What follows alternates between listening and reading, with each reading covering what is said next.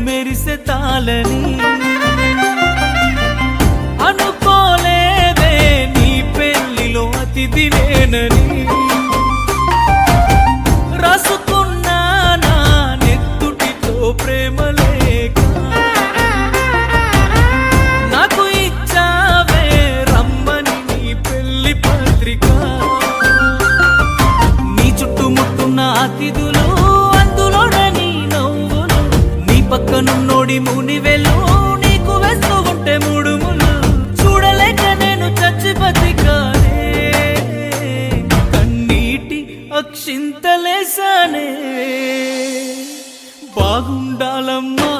నువ్వు ఎవరితో ఉన్నా ఈ బాధే చాలమ్మా